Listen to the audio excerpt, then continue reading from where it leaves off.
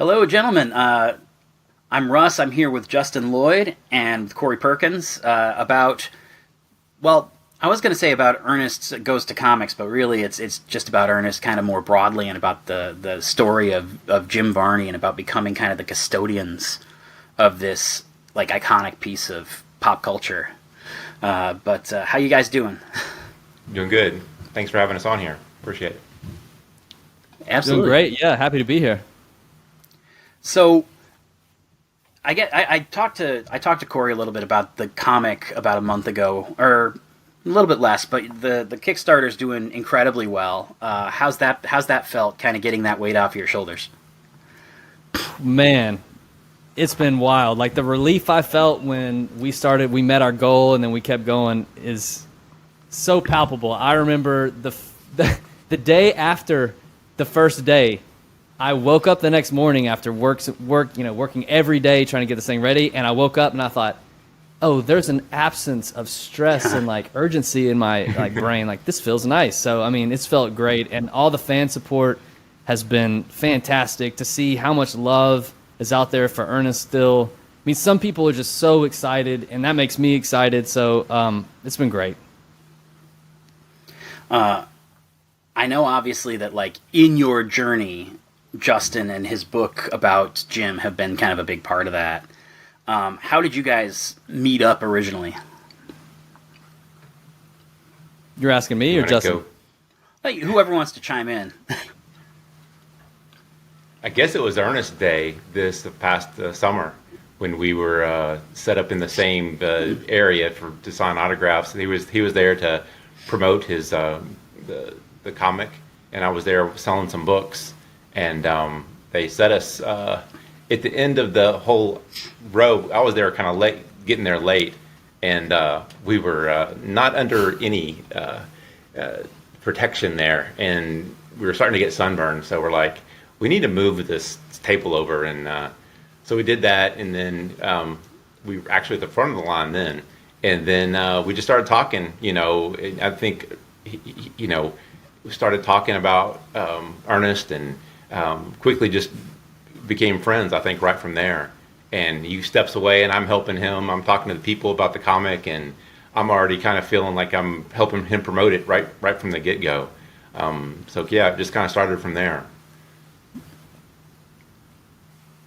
Yeah, we've sunburned together now multiple times. So when me and Justin hang out, there's some sunburns to be had. Yeah. I mean, that's what happens when you're down in the South. That's why, in spite of working for a website that is based in Nashville, I live up here where there's nothing but snow. Yeah, good strategy. Good strategy. But with the kind of genesis of the graphic novel, Justin, how early did you become aware of the fact that Corey and Mr. Cherry were kind of working together on trying to bring this character back? I think it probably wasn't too long before I had met him at that Ernest Day. I think I had heard something about a graphic novel, somebody working on a graphic novel, some professor there in Tennessee that had gotten the rights to it from Josh. And I just thought, yeah, that sounds like a great idea. I mean, I know, sadly when Jim passed, in a sense, Ernest was gone too. And there's been no Ernest movies. There's really been nothing of Ernest to come about, not even, any toys, anything. And I know when my book came out, I mean, yeah, it's about Jim Varney, but at least it also is about Ernest. It gives the fans something to sink their teeth into that involves Ernest and his background, his story. So, but apart from my book, really, yeah, there's been nothing. So I thought an Ernest product of any kind, I think, is going to be huge. And I was very excited to hear that. Mm-hmm. What's funny is, though, that I didn't know this, by the way, but Justin just discovered this week that he actually did receive a text about the idea of a graphic novel at the beginning stages from one of the writers from one of the original movies. And I guess, I don't know, Justin, if you missed that text or I don't know what happened, but like me and Justin are buddies and now, we're talk all the time. But it's funny that we just found that, and he sent me a message like, hey, check this out. So he was contacted probably from almost day one, but I don't know what happened with that.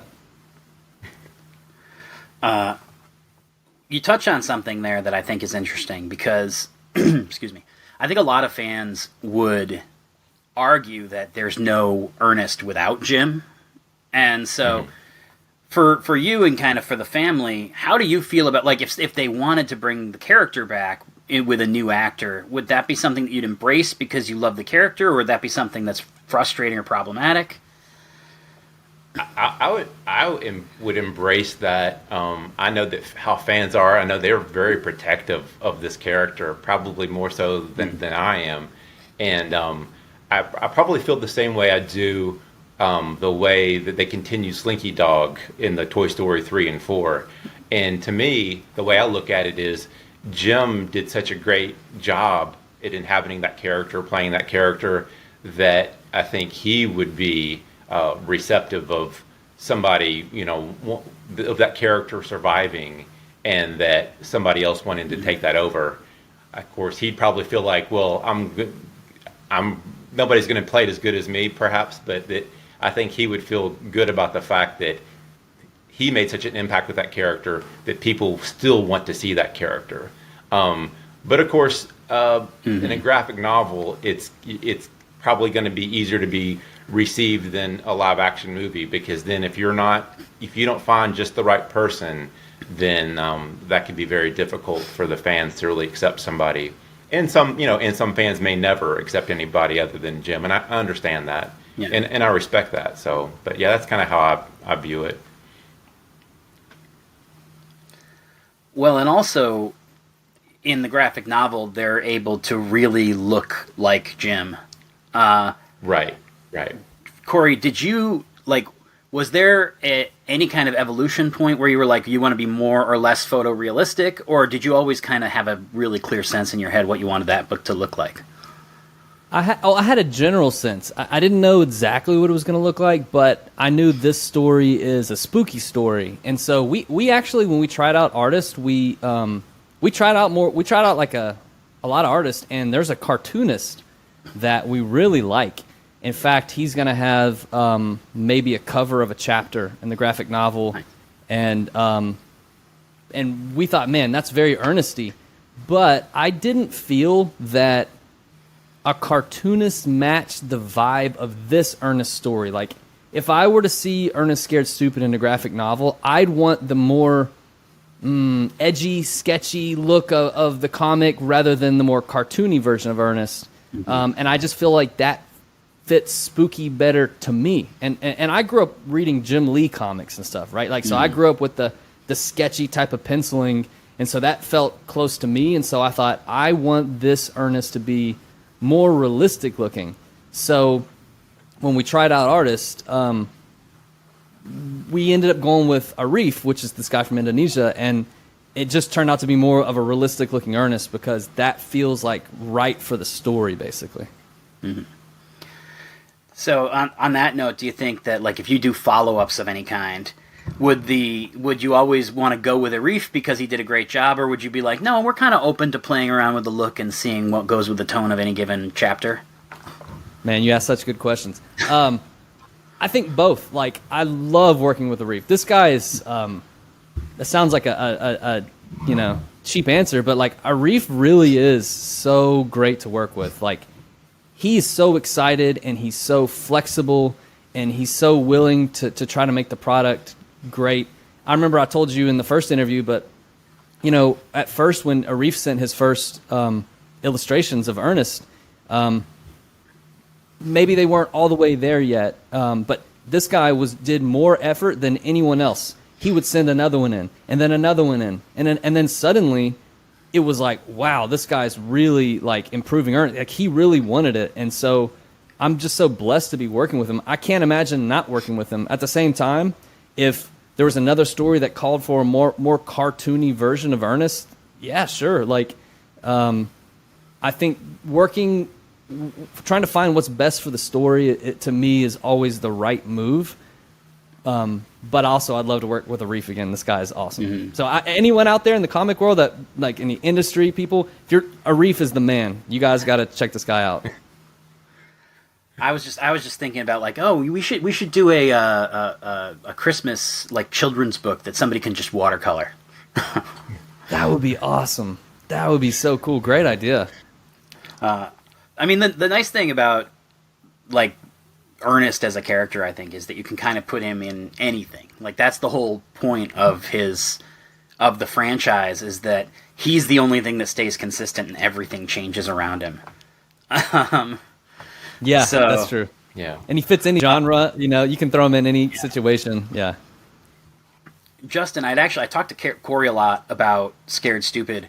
Do you have a personal favorite one of these Ernest movies, and how differently do you view it than, like, the average fan, by virtue of the fact that you know Jim, and so when you were watching as a kid, you're watching it from a very different point of view? That's a good question. I love Christmas, the season anyway. So Christmas may be one of my favorites. I think, definitely the first four stand apart on their own. Camp, Scared Stupid, Christmas, and Jail. There are definitely scenes on all those that are really, really good. I was a bit older when those movies came out. I was 15, about 15 when Ernest Goes to Camp came out. So I know they were really geared more for younger kids, and so I wasn't into probably that humor as much. I probably gravitated more to the commercials, really. I think I've always just been a huge fan of the commercials. But I could definitely see how they appeal to young children, and knowing how much, like, Superman meant to me when I was younger, I could definitely understand how he was seen, like, as a hero and all that, and that really resonated with me, especially when I wrote my book. Yeah, knowing him, I mean, knowing the way he was in real life, I would say the commercials really, I don't know. What your question again about knowing him again? I'm sorry, about how knowing him made. Did you view the Ernest character or any of these things a little differently because you're like, well, that's Jim? Yeah, I don't. Probably not really. I don't think. I probably viewed him. Probably saw Ernest the same way. He was. He was so many different types of people in one person. But there was definitely a lot of elements of Ernest that were part of him. The kind of the curiosity that he had, the natural curiosity about things, wanting to be your friend, and probably most of all, just being authentic, just being who he was. And I think you can, no matter what you can say about Ernest, he was just who he was. Like that warts and all kind of expression. And I think that was a lot of Jim as well in that. So this is something that either of you can probably touch on a little bit, but the ads, he was intentionally never flow from Progressive. He wasn't a pitch person for one thing. And to me, it makes me wonder if that notion of putting him in Sprite and in coffee and in theme parks and in whatever then kind of shaped the future of the character unintentionally. Like, this idea that you could put him in anything feels like it's built into the notion that, like, from day one, he did 2 different ads, in 2 different weeks. Yeah, I mean, it was like almost like a plug and play type character where he was compared, I know, early on in the 80s to, the Wendy's Where's the Beef ads. Well, they had, instead of a punchline like that, they had these taglines, hey Vern and know what I mean, which were, of course, then adaptable to anything. They weren't just a punchline for a certain product. They were adaptable across everything, from gas companies to milk, ice cream, to advertising your news channel. And so like you're saying, he could sell anything, and then in a movie he could basically do anything. You plug him anywhere, and he could just kind of make it work. So yeah, I'm sure they learned a lot. Learned a lot from the commercials that went into making really good movies, I think. Yeah. If the audience looks over Russ's left shoulder, to us it's his right shoulder, you'll see Justin's book, The Importance of Being Earnest. And I learned this from Justin's book, so we'll come back to that later. But in Justin's book, he talks about that Jim Varney had these characters that he was working on from the 70s, and so he was not only working on the Ernest character, he was working on all these stand-up characters and learning how to imitate people in his family and people he knew. So when the Ernest movies come around and you see Ernest Scared Stupid, which again is my freaking favorite, not my favorite Ernest movie, one of my favorite movies ever, and he's doing rapid fire impressions of different people, some of those people that he's impersonating were already like created and ready to go. That he had worked out the characters through stand-up, and so when you throw them into the Ernest movies, they're funny. And so that's cool how, like what you're talking about, Russ, he had these different elements that he was able to bring into the Ernest movies. So it's almost like if he wouldn't have gone through those experiences, the Ernest movies wouldn't have been as awesome as they were. Mm-hmm. It's really interesting because if you look at, weirdly, another insurance person I'm talking about, but if you look at like the idea of Jake from State Farm, where they did that commercial, it went unexpectedly viral. And so they were like, well, let's cast a handsomer person in this. It's now more of an amorphous concept. Like the punchline of Jake from State Farm is the only thing that matters because there's been more than one in a short period of time, and he doesn't have much of a personality. I do kind of feel like Ernest is this strange alchemy of what Cherry brought to the table and what Jim brought out of it. And I feel like there's basically zero chance we're talking about this character in 2024 if those things hadn't come together in the right way. Yeah, I mean, I agree. I mean, he was just one of those kinds of people, you feel like he had so much talent that he was going to hit on something eventually, I feel like, when looking back at his life, and it just happened to be Ernest. Because when Ernest first came about, he had been out in Los Angeles for 5 years and had some success.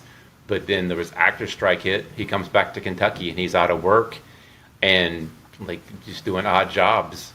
And then the next thing you know, he's getting a call from John Cherry, and Ernest comes out, and it's like out of the blue, and it takes in a year or two time frame, it takes off. It just explodes.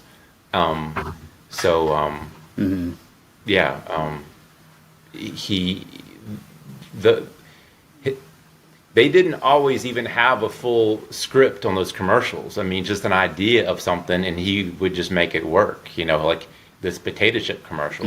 They gave him a potato chip bag, and he's like John Cherry describes, he's feeling around, and it not even saying a word, and it's obvious that it's empty. And at the end of the commercial, he just cries, empty, and he smashes the bag on his face. And he said John Cherry's like the whole room just died with laughter, and it was just him just making this happen with an empty potato chip bag, and that's just what he was able to do. It was just really something. Yeah. Mm-hmm. It was actually all gone. That's what he it's said. Funny. All gone. There's like oh, gone. It's funny because the ads in particular, with the relationship with the camera version of Vern, like it to me, like it almost plays like a Weird Al Yankovic song. Like Weird Al has all these deranged protagonists who are like, "Oh, my best friend," and meanwhile the best friend's trying desperately to close the door so that he's not seen before he. And so yeah. I feel like there's that weird antisocial creative genius that comes out of people who are just like, oh no, it's funny when people don't know how to turn the off switch. Yeah. Yeah, he definitely didn't know, like, he wanted to be Vern's friend, and wasn't always good at picking up on the fact that Vern didn't want anything to do with him. Yeah, for sure.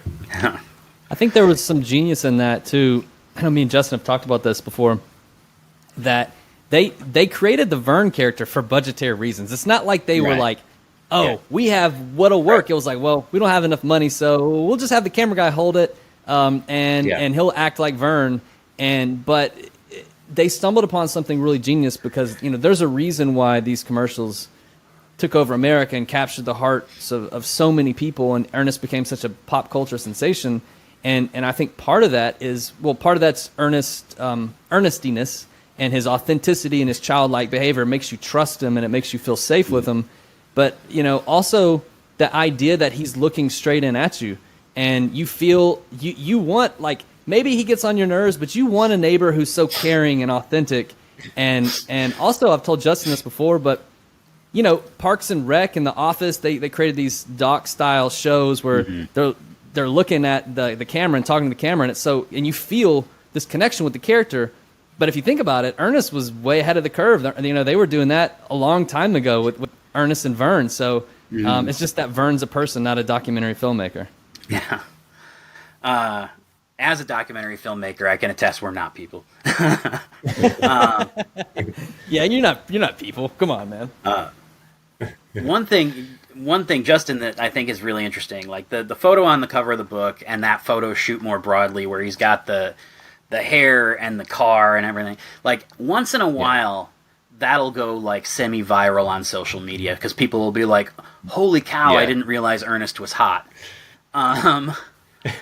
Do you think that, like, the fact that despite looking and dressing like Ernest, Jim had an innate charm helped to kind of even those scales, so he didn't seem like a crazy deranged person, that he seemed more like a charming person that you're like, oh yeah, I could listen to this guy? Yeah, I mean, I know in real life, it's funny, I talk about how he was just a really cool person. I mean, he was very, like, suave. He was nothing like Ernest. I mean, his this perfect posture, and, like, he was so cool.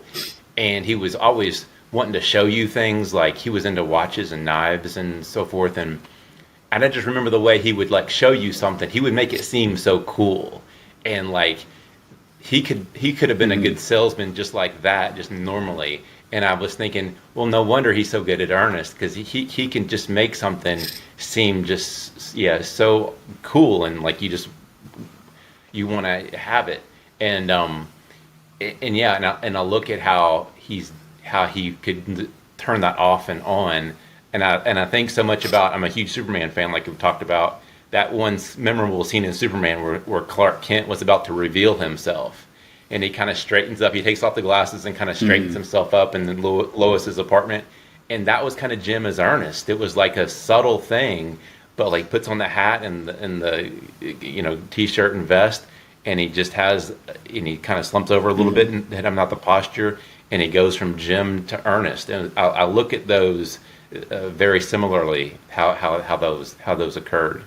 But yeah, I forget now. I'm forgetting the the question, but yeah. But it's funny how important posture is, because, like, you talk about the Superman scene. That's a really great example. But also, like, the way that Jim held himself as Ernest made him look like skinnier and ganglier and less like imposing, because he's not nearly as tall, and he look, you know what I mean? Like, there's something really interesting when you look at pictures of him in and out of wardrobe. Yeah, and he was a pretty muscular guy too. He wasn't, like, big, but he was pretty lean and muscular. And the t-shirts he wore were kind of oversized and kind of baggy. And he looked much skinnier and more frail, kind of. But even that, right? I've even kind of picked up on that. You're right. But he was really naturally athletic, as you could see with Ernest. So much physical comedy, and he was so naturally athletic, and didn't ever play sports or anything in school, but just was so athletic, just naturally, and very strong, and for his weight and size and everything. which made his portrayal of Ernest, work that much better, of course. It's funny. I would compare that almost to like Zach Braff in Scrubs. Like there was just this running gag that he's completely physically incapable of doing any kind of sports and gets beat up by a girl and whatever else. But it's also like you look at the level of physical comedy that he had to do. It's like no, that dude is in decent shape. Yeah. That's something I wanted to add in is that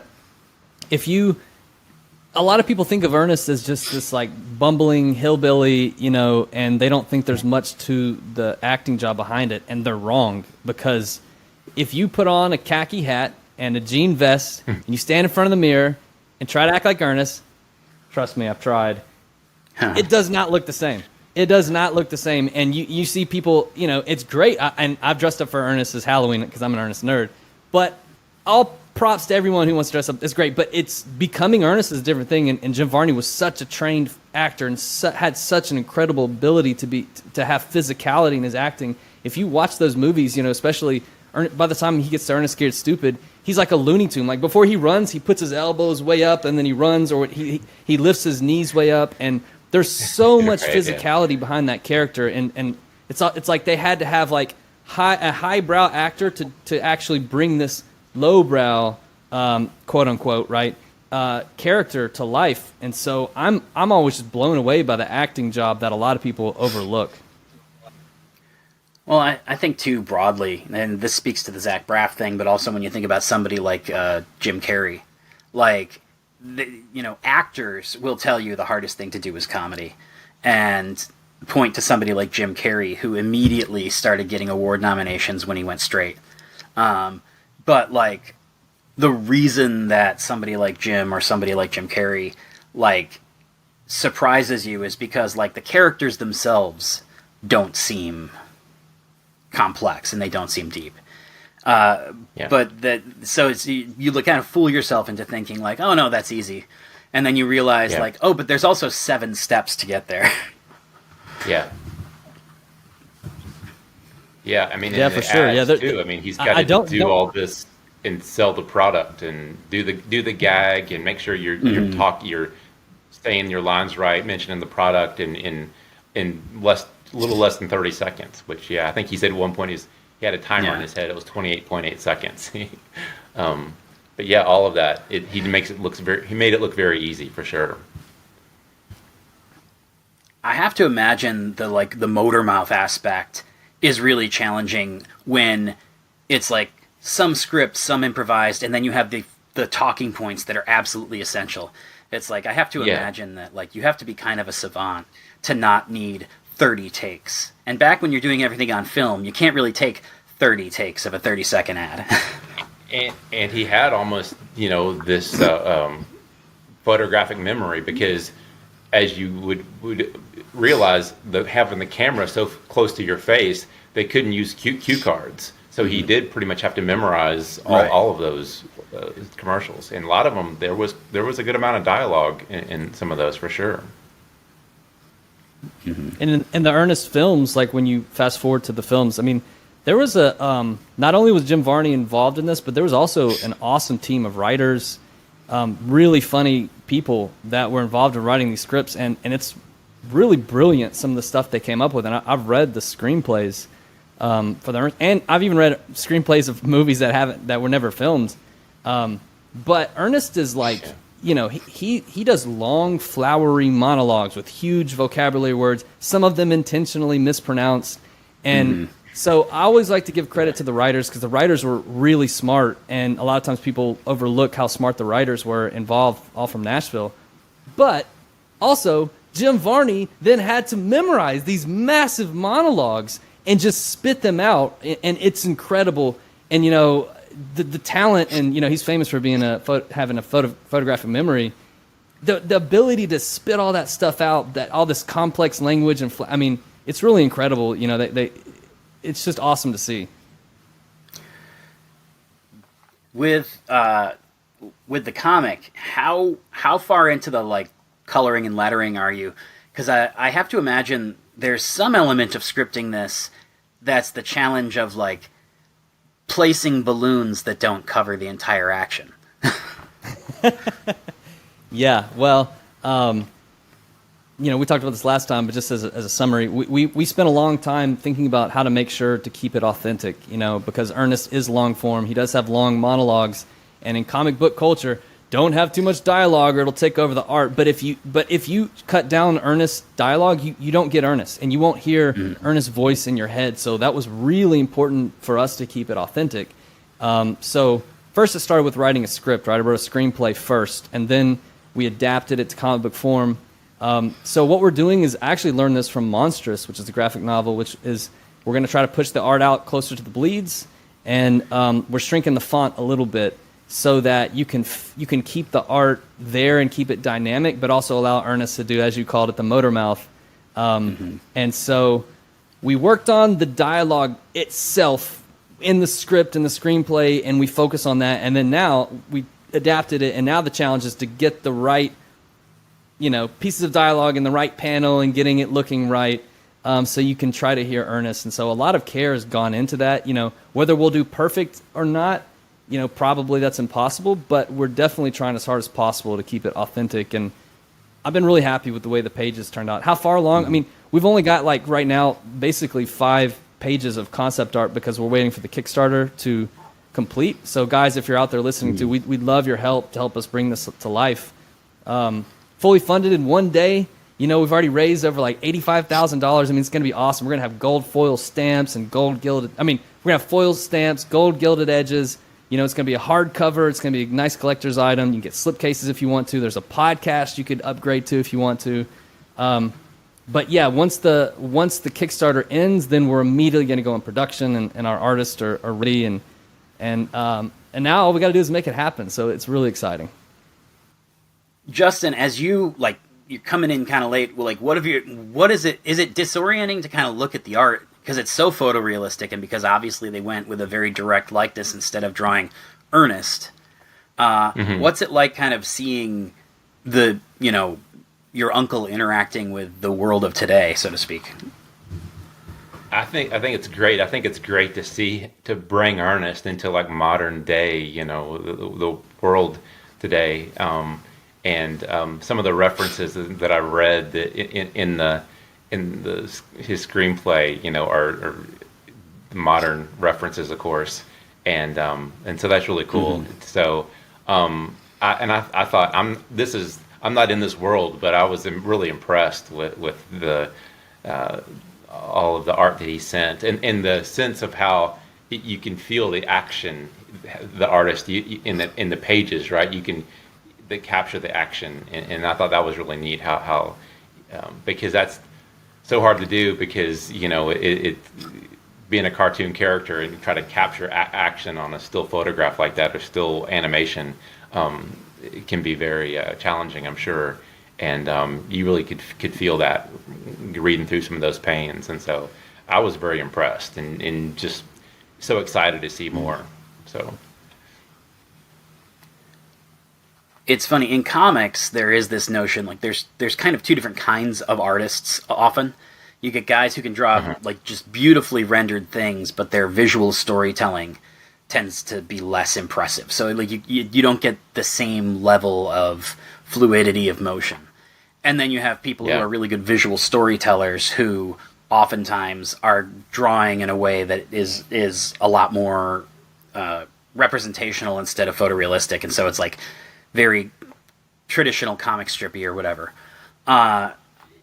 Was there a challenge because of the physicality of Ernest in finding an artist who specifically could do both the emotions on his face and also the physicality of the visual storytelling? Well, you're giving me way too much credit, as if I was a genius and had the perfect idea. I mean, I just went all off instinct, and it took forever to find the right artist. I went on DeviantArt, which was the thing, 10, 15 years ago, but there's hundreds and thousands of pages of art and color, and I scrolled through DeviantArt. I'm talking about till my eyes burned, hours and hours and hours, and everything would look the same for the illustration and the color, and then when something popped, I knew it was interesting because it's different, and that's good. Oh, that's good. And so that was the process of finding the illustrator and the colorist. And then the process of working with Arif was great because, like I told you, he cared so much about making Ernest look like Ernest. And so his stuff just got better and better and better. And then I compiled this massive compendium of Ernest stills from the movies, of Ernest facial expressions that are references for panels, because it was really important for me, character-wise, to make sure he was making the right facial expressions. Because if you're a big Ernest fan like I am, like, it needs to feel like Ernest. Like, the facial expressions have to be there. That was a big part of the act, and the performance.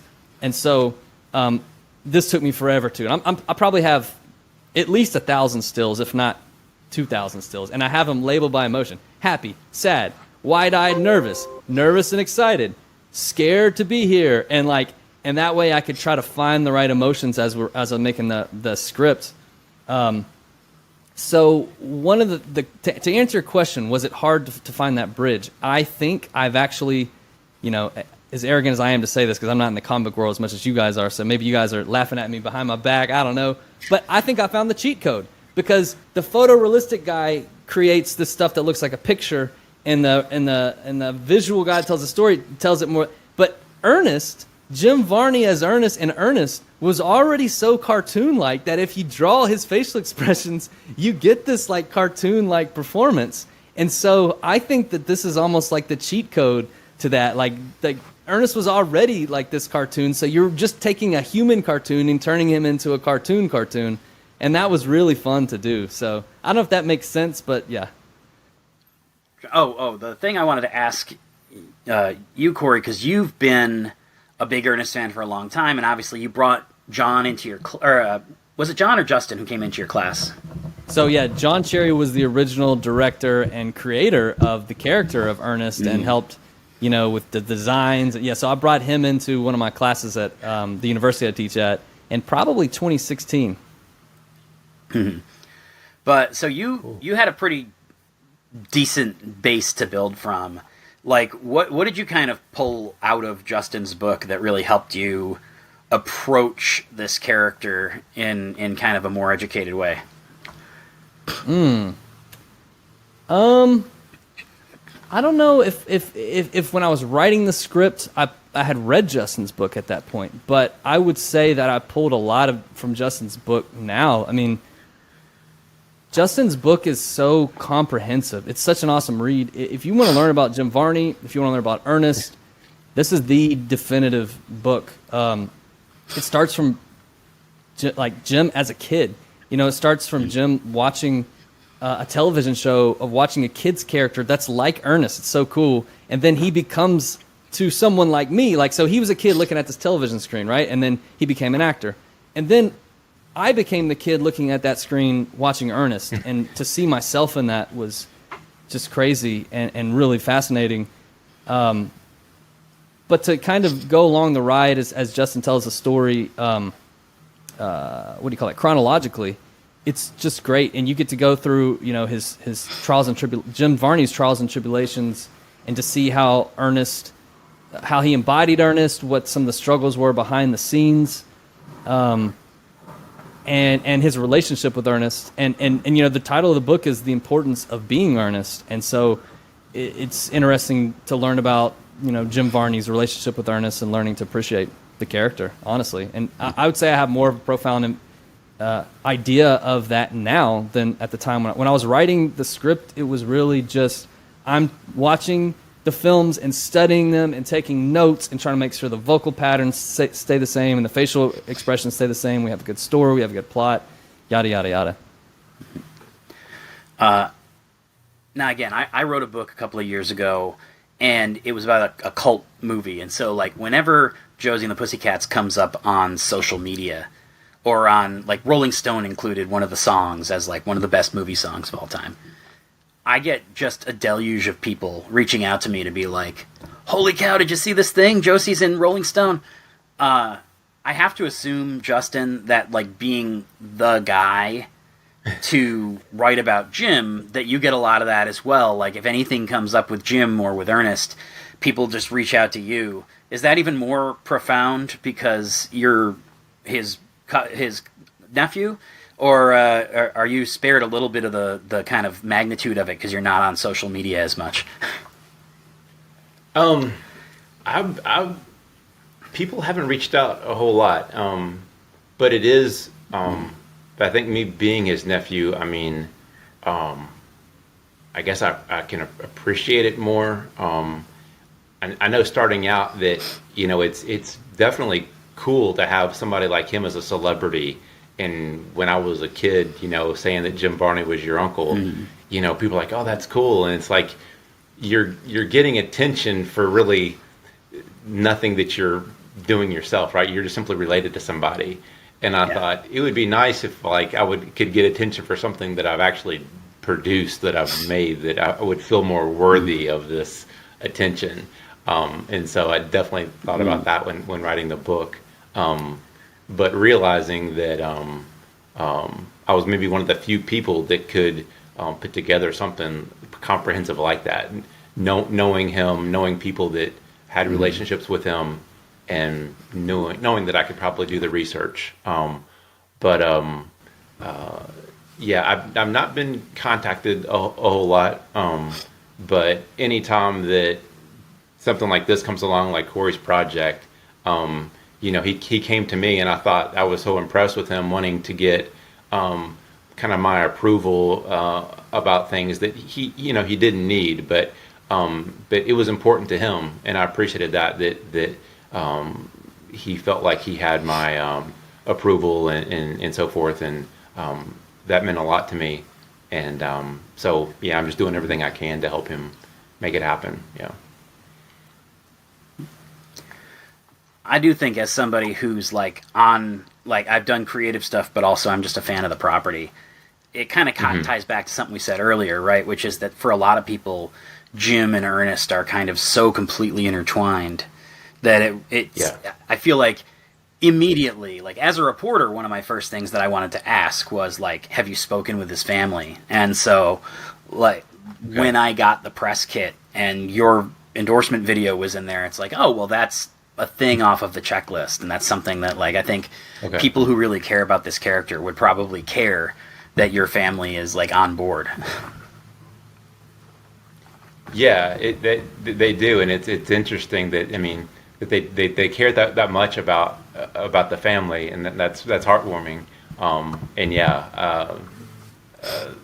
I think all of us, we all loved Ernest, and I think a lot of us, the family, feels like I do, that it's heartwarming to see this character continue through these many years later after Jim has passed. And it's great to be. For me, it's personally great to be a part of that. I'm just so appreciative of the legacy that it has. You talked a lot about going to Ernest Day and interacting with fans and stuff. Justin, and I'm going to kind of cheat and make this a question for both of you, but I'm going to start with Justin. What has it been like to kind of, I assume, feel like on some level the custodian of Jim's legacy these last few years? Because your book very much humanizes him to people who didn't know him and is like, hey, Ernest is really cool, but there's also other stories. Yeah, I did want to humanize him. I didn't. I wanted it to be as comprehensive as possible. I wasn't looking for anything salacious. I wasn't looking for just something to sell a lot of books. I'm like, I want to tell the whole story. It took me almost 6 years to write it. I want to just make this the most comprehensive thing I can. I'm a huge fan of documentaries like Ken Burns. I'm thinking I want to do the Ken Burns treatment to Jim in a book form. I want to just leave no stone unturned. And I realized, of course, that he was known for Ernest, and I wrote it very much with the Ernest fans in mind. Like I said, I think it's a wonderful legacy, and for me to be able to give the fans something else that they can connect to Jim is just awesome. And it, like I said, it's how I feel with Christopher Reeve and Superman, the way I related to him. I haven't seen his documentary yet. I can't wait. I see it's going to be widely released now in theaters. But that's so much of how I felt. And when I made that connection when I was writing the book, it just gave me that much more inspiration to want to just do the best job I could, because I knew that there was lots of Ernest fans out there that would really enjoy the book. No matter how well written it might be, it was going to have lots of good information out there for them to soak up. So, but I tried to do both. So it's written good, by the way. So, and if you're an Ernest fan I must and you haven't read the book yet, thank you. Thank you. It's got good words. If you're an Ernest fan, and if you read this, you're going to learn the stuff that Vern doesn't even know. So you got to read it. You know, Vern didn't even learn these things.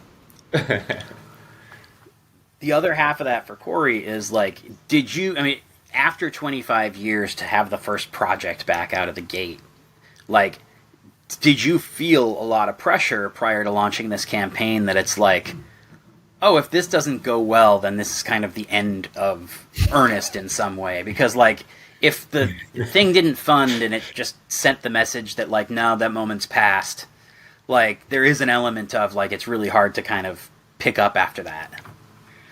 So did you feel some pressure kind of being the guy who had to be like, oh, no, I know it's been 25 years and we don't have Jim with us, but, like, it's cool, we'll make it work. I'm glad you didn't ask me this question before the Kickstarter made, man. I'd have been even more nervous. I did feel a ton of pressure, but I think I had a little bit of naivety behind it, because the pressure was on myself, because I knew this had to be as authentic as possible. Like, if we're gonna do something and it doesn't feel like Ernest, it's just, I can't be a part. Like, it's got to be as authentic. You can like the story, you can hate the story, but it's got to feel like Ernest. And I put a lot of pressure on myself to try to make it as authentic as possible, you know. And so, like you said, luckily I had years of nerding out on these movies and watching them over and over and over and over and over again, so I can recite the lines and stuff. But I mean, once I knew I was a part of this big project, like, I took this like a real job. I mean, I would watch the films, I would take notes on each films. I had different ideas of, Ernest does this in this situation, he says this type of thing in this situation, this is the type of joke, this is the type of vocal rhythm, this is the type of story structure that works well, this is the type of story structure that I didn't think worked well. And I really studied it, you know, so whatever happens is what happens, but I'll know for sure that I gave it my all. And because, like you said about, I don't know how you word it, something about being a representation of the brand. I mean, this is a big thing. It's really important to me. And maybe to some people it's like, oh, it's that guy on commercials. But to me, it was a really important part of my childhood and important part of my life. And it's still becoming even more important, you know, as I go through this process and develop new friendships and meet new people. And I care so much about this character. And if I could, I also think that, you know, Ernest as a character, just as the character of Ernest, you know, even just in a graphic novel form, I think it's a brilliant character, because, and I think maybe in 2024, it's a great time for Ernest, because Ernest is kind, he's caring, he forgives people that maybe others wouldn't be able to forgive. He believes in people that maybe other people wouldn't be able to believe in. He's authentic, he's empathetic, he's got the heart of Rocky Balboa. He's more human, like Clark Kent over Superman, and he's got the kindness of Ted Lasso. You know, if you watch Ted Lasso, you see a guy that's kind, and he wins through kindness, and people are cynical. The world's cynical around him, and Ernest is those things. And so I think Ernest is a brilliant character. You know, like, I have so much reverence for this character, and so just trying to get all that passion and all those elements into one story and to make the story good and to make it compelling, you do the best you can. So yeah, I really pressured myself, but fortunately I didn't think, man, if I fail, this is the end of the franchise. Then that would have been tough, but luckily our Kickstarter made, so yeah. And I hadn't thought to ask you this before, but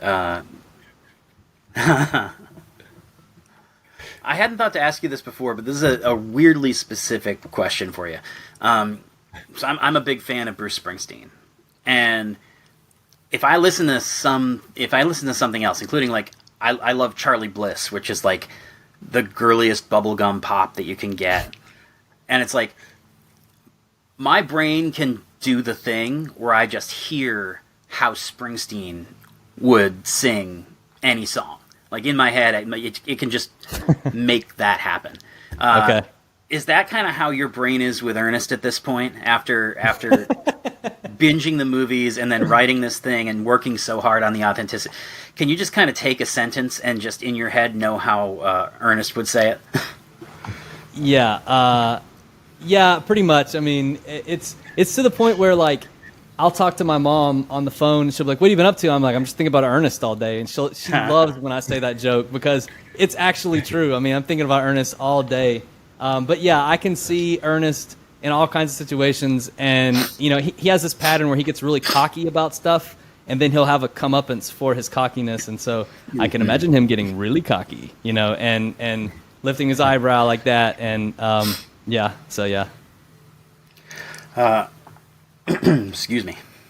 The kind of last thing that I wanted to touch on was with the book now coming out, and I assume that you would want to continue doing more Ernest stories.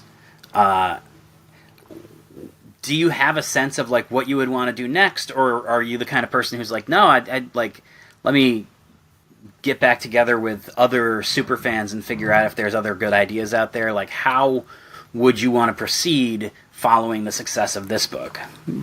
Well, first of all, I have to mention that I'm not the guy who gives the green light to a project, so I'll put that out there. That's not in my hands. But if I was to be given a green light to another project, would I want to? Oh, heck yeah. And there's a lot of ideas that we already have. Some original, some already in the bag from the past. So we would love to do more, and I'm hoping the success of this will enable us to do more. But I'm not really at liberty to say how those conversations have gone about that at this point publicly. But anything Ernest I can be involved in. Let me just put it this way. I'm also a screenwriter. I submitted a sci-fi to some big screenplay competitions. They got to the quarterfinals in some of the biggest competitions of the world, you know. And would I rather like have that option and to work on this serious dramatic piece that would be a Hollywood piece personally? Or would I rather work on Ernest? I'd rather work on Ernest, you know, all day. So maybe I won't, maybe, you know, the option thing would get me paid more, but I love Ernest so much. So this is where I'm supposed to be. So as long as I can be here, I will. And if the fans grab pitchforks and they say, "Get the hell out of here," then I'll get out, you know, so yeah. And Justin, you talked about earlier doing like a signing at Ernest Day. How has like the book changed your life and your perspective on Jim's work and on his like impact on the audience? Because obviously I feel like it's a different thing to be able to like attend a show than it is to be at a table, kind of a captive audience to strangers telling you their stories. Yeah, I mean, it's pretty crazy because, I mean, I'm just an ordinary guy. I mean, I've got like a boring IT job. I've got a father of 3, and just a normal guy just has this extraordinary uncle. And yeah, and having this book, yeah, I get a little bit of a semi-celebrity status. I go down there and I'm signing autographs. I'm getting selfie made with people, and it's like it's kind of surreal because I'm, you know, I come home and I'm just the same old, you know, regular guy. But it's just been so awesome just to, like I was saying, just to have something that I could contribute to people, all these fans, because I'm a fan of so many people myself, bands, U2, Superman, Rocky, all these, and it's like, I just, you know, in a universal way, I feel like it was my turn to pay back to the universe what I've been soaking in all my life from all these different things that I love: music, TV, movies. but yeah, meeting the fans and getting to know them, and and like you said, including my book. Yeah, I was his nephew as well, and also being able to talk to them about my personal experiences with the gym, and seeing how that kind of puts a little light in their eye. That's always just a really great experience that never gets old, for sure. And can I say, when I sat by Justin at the autograph table and I watched people approach Justin, it was incredible because I watched these people who are older than me coming up to Justin and having so much passion and reverence and respect in their eyes as they, want to talk to Justin because Justin's a part of something that means so much to them. I mean, witnessing that to me was like moving. And that was one of the things after Ernest Day that I talked to my family about. Like, man, it was awesome sitting by Justin and watching people interact with him, because Ernest and Jim Varney had such a massive impact on people like me on our childhood. So it really is incredible to watch that. So yeah,